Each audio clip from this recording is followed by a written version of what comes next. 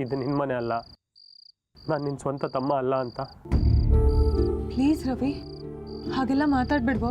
ಅರ್ಥ ಆಗುತ್ತೆ ಕಣೆ, ನಿನ್ನ ಮನಸ್ಸಲ್ಲಿ ಏನು ಓಡ್ತಿದೆ ಅಂತ ಹೇಳ. ನಾನು ಅತ್ತೆ ಅಂದ್ರನ್ನೆಲ್ಲ ಕರ್ಕೊಂಬಂದಿದ್ದೀನಿ, ಯಾರಿಗೂ ಕೆಲಸ ಇಲ್ಲ, ಅದು ಇದು ಅಂತಲ್ಲ ಅಲ್ಲ.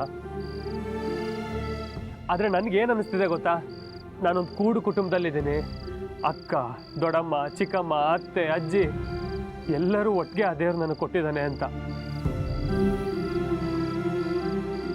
ನಿನಗೆ ಎಷ್ಟು ಥ್ಯಾಂಕ್ಸ್ ಹೇಳಿದ್ರು ಸಾಲಲ್ಲ ಕಣೆ ಅಕ್ಕ, ತುಂಬ ಥ್ಯಾಂಕ್ಸ್.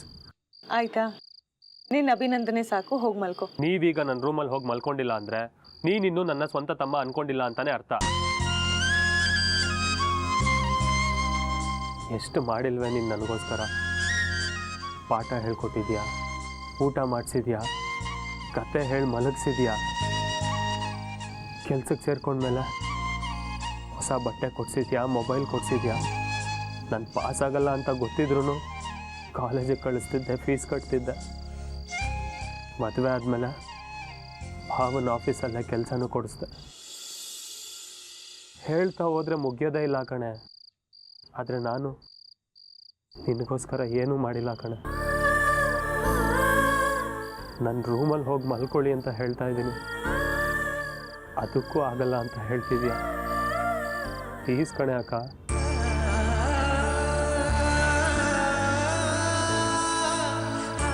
ನೀವಾದರೂ ಹೇಳಿ ಬಾವ.